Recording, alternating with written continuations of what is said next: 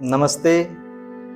Islamic revolutionary guard core यानी IRGC, जिसने न केवल पश्चिम एशिया की राजनीति बल्कि रणनीति और कई युद्धों के नक्शों को कैसे बदलती है। तेहरान के एक साधारण से दफ्तर में मौलवियों और सैन्य कमांडरों की बैठक चल रही है। बहस सिर्फ इस बात पे चल रही है कि अब बंदूकों पर नियंत्रण किसका होगा। इस सवाल का जवाब अगले हाफ सेंचुरी तक चलने वाली है। सन 1975 में IRGC के पास न आधुनिक हथियार, न बराबरी के टैंक, न कोई बड़ी वायुसेना थी। लगभग 22 साल का लड़का जो इतिहास के साथ साथ भूगोल को भी बदलने की औकात रखता है। नाम है कासिम सुलेमानी। नमस्ते, मैं हूं सतीश। आप देख रहे हैं लोअर पेज यूट्यूब चैनल। कल्पना कीजिए आप हमारे साथ टाइम मशीन में हैं।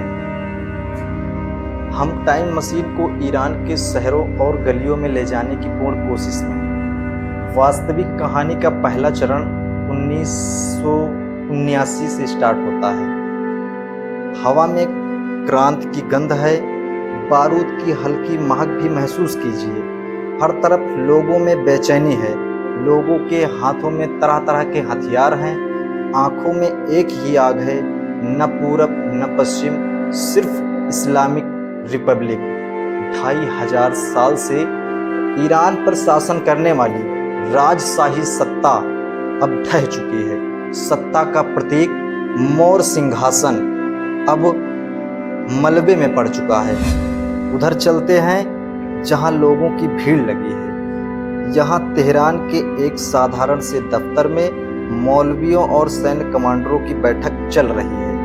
बहस इस बात पे छिड़ी है कि अब बंदूकों पर कंट्रोल किसका होगा। इस सवाल का जवाब अगले हाफ सेंचुरी तक चलने वाला है। सत्ता के केंद्र में है AR खुमैनी। खुमैनी के आदेश पर ईरान का एक ऐसा संगठन जो अपनी नींव में ईंटों की खुदाई शुरू कर देता है। ये वही संगठन है जिसने 1953 में CIA समर्थित तख्तापलट में लोकतांत्रिक रूप से चुने गए PM मोहम्मद मोसादेक की सरकार को गिरा दी थी। संगठन का नाम है इस्लामिक रिवॉल्यूशनरी गार्ड कोर। ये सैन्य संगठन सीधे खुमैनी के प्रति जवाबदेह है। ईरान में अब 2 सैन्य संगठन हो गए हैं। पहला है क्षेत्रीय और सीमाओं की रक्षा करेगा, जिसका नाम है आर्तेस।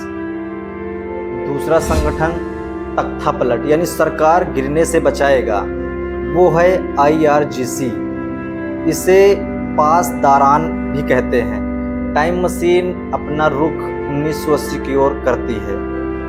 बसरा और खुर्रम शहर के बीच कहीं उतर रही है। इसी समय यानी सितंबर 1980 में सद्दाम हुसैन की सेना ने ईरान पर हमला कर दिया। सद्दाम हुसैन को उम्मीद थी कि नई नई क्रांति वाला देश जल्दी टूट जाएगा, पर यह बात बुरी तरह गलत साबित हुआ। IRGC के पास भले ही आधुनिक हथियार नहीं थे, न बराबरी के टैंक थे, न बराबरी की अच्छी वायुसेना थी।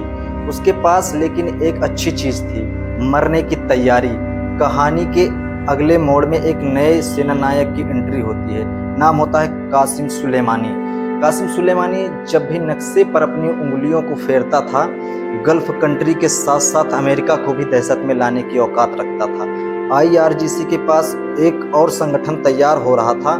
नाम है हिजबुल्ला। हिजबुल्ला एक ऐसा संगठन है जो ईरान को भूमध्य सागर तक की रणनीति को पहुंच देगा। 23 अक्टूबर 1983 को एक ट्रक बम बेरूत में अमेरिकी मरीन बैरकों को उड़ा देता है।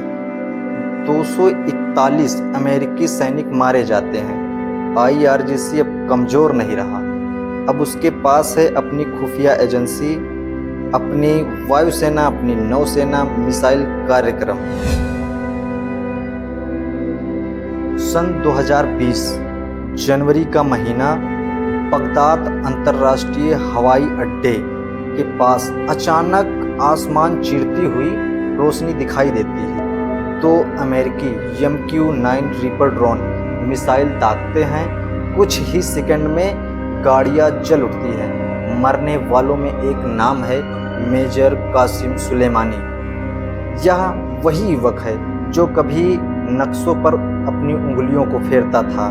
मेजर कासिम सुलेमानी IRGC का कमांडर, साथ ही साथ वेस्टर्न एशिया का सबसे पावरफुल सैन्य व्यक्ति भी था।